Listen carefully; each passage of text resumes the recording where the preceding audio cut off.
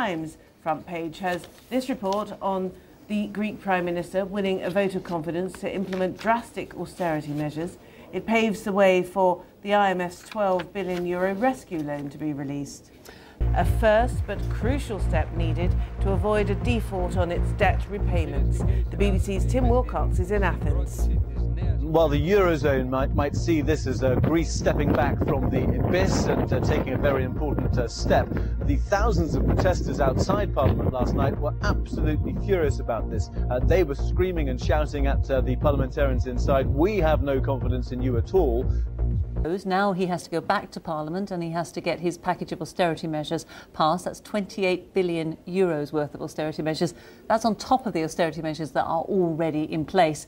And that's why you're seeing those people out on the streets, because they're essentially saying, you know, we can't take any more. We just cannot take any more pay cuts or tax rises. Then when those austerity measures are in place and the programme of privatisation to sell off all the assets to raise money, then the EU will release that second tranche of the first bailout. Then over the summer, they'll look at another bailout package, which will hopefully give Greece some time before the changes come in 2013 as well. Sal, thank you very much indeed for that. It's very complicated. Remember, on the website, you can actually... It's very difficult for the Greeks, but it is unavoidable. And I think that a tax on the banks, which would make the burden a bit lighter for the Greeks. A tax on the banks in Europe would be an important step. A financial transaction tax with which we could do something for the Greeks and other countries in difficulties. Will buy Greece only a little bit of time. What about the financing needs for the next 2 or 3 years? And that's when the second bailout package worth potentially €120 billion comes in. But first, the EU has to sort out the technical details about private sector participation first. And here in Greece, the austerity cuts will have to be implemented. They can afford no more broken promises. Jeff.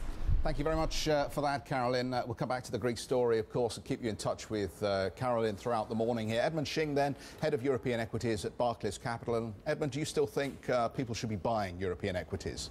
I think if you can take the longer view, yes. I mean, clearly there's a lot of volatility at the moment. Greece, everyone seems to be fixated by Greece, but even if you look beyond Greece and you look at the economic slowdown in other parts of the world, there are good reasons for people to have been somewhat pessimistic over the last few months, and this is maybe characteristic of a mid-cycle economic slowdown. But looking beyond that, I would say yes. I would say there is good potential. I think people are quite pessimistically oriented at the moment in terms of investor positioning, and actually things aren't that bad. And then Central Europe, and there's no mechanism been in place that accounts for that.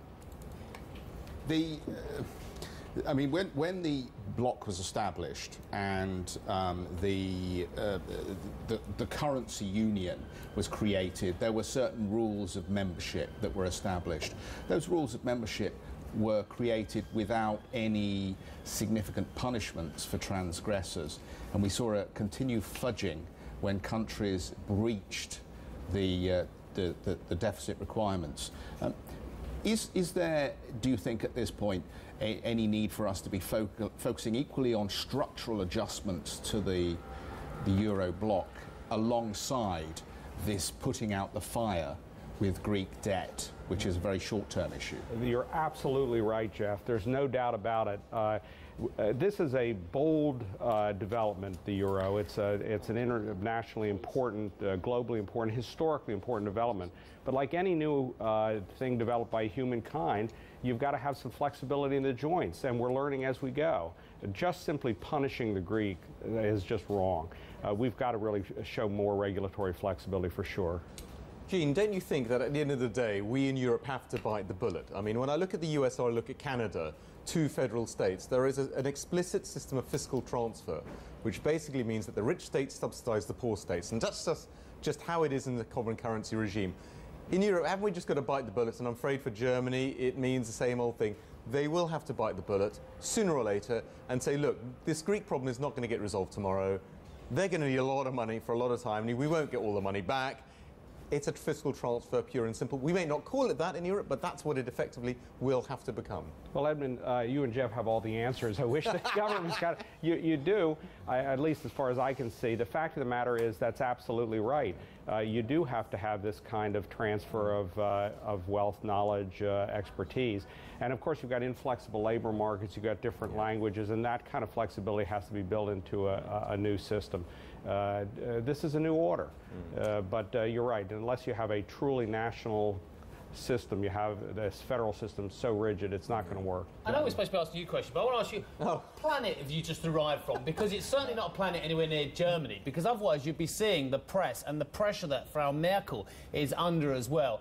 Not in a month of Sundays will Frau Merkel ever be able to get through a fiscal transfer, or any of her successors either. But that's exactly, Steve, what I said. It cannot be called a fiscal transfer. It will be a fiscal transfer, but we may call it buying Greek bonds on, you know, as the German government or as part of the Eurozone.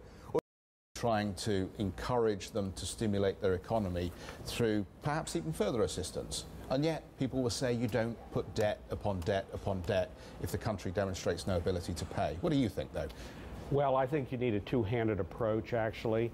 There has to be some level of responsibility taken by these institutions. You can't basically allow the governments basically to have social programs they can't afford on the one hand, but by tightening the noose too much, if you don't have growth, you're never going to be able to save out of the crisis. You're going to have growth. You're going to have some levels of stimulation. So whether it's a Brady bond approach or some kind of restructuring, that's absolutely where this has to go to be resolved. I think that's right, Jeff. I think at the end of the day, you've got to come to a position where debt to GDP ratios are relatively comfortable for the Greek economy, so they can actually pay their interest costs without crippling the underlying economy, because that's where we are at the moment. We've got to get beyond that, and that's probably why at some point down the line a form of default is inevitable, just to get to address that baseline, to get back to that baseline where we can relaunch the economy. Because if you remember the people like Rogoff, Reinhardt and Rogoff, their conclusion is always the same. You need nominal growth to get yourself out of a debt problem. Okay, just cutting and cutting and cutting, increasing taxes is not the way out. Absolutely, and the social costs, of course, we often forget the social costs are tremendous. And the more you have protests, the more you have people out of work, the more you have disruption, those have real economic costs as well as human costs. We've really got to get to a two-handed approach here. Tough on the one hand, yes, but really stimulate, look to the future as well. That means a real restructuring. Is it really the case that the real resolution to this then will come from the transfers that Edmund was discussing? It'll be dressed up. Union and International Monetary Fund. But his other, more difficult task is to give hope to the Greek people by rebooting an economy which is rapidly being strangled by tax rises and pay cuts. That challenge currently seems to be beyond him. Martin Brabant, BBC News, Athens. Let's speak to one of those demonstrators outside Parliament last night, Antigone Halgitis, who's an out-of-work chef who has been staying, in fact, spent the night in Syntagma Constitution Square. What is your reaction to that vote of confidence last night and, indeed, the bill next week on the austerity package? You mean what I feel emotionally, or I feel angry and betrayed by my government? Why do you feel betrayed? Because I voted for something else, and the facts are something else now. Now, you have been out of work for, I think, 6 months or a year. Yes. Is that as a direct result of what the company, restaurant you're working for, going bust? Yeah, the restaurant I was working is out of work now, and I can't find any work. So how are you living now? With the unemployment. And how much is that? 454 euros. And is it your fear that all those benefits and things will be cut in the new austerity measures? No, I heard something about that, but I'm not sure. Just tell me, Antigone, if the bill next week goes ahead, the 28 billion euro austerity package and the 50 billion euro privatization plan, if Parliament votes for that, how will you react? Because then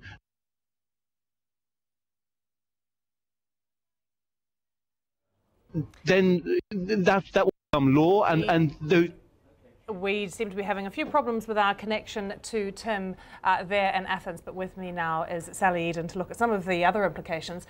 Just take us through the process now, Sally, because it's a long one, isn't it? This is just the first little bit of money that Greece is going to be getting. Well, it haven't even got the first bit of money yet in some ways. We've got the vote of confidence, which gives George Papandreou the mandate to go back to Parliament to get those austerity measures passed.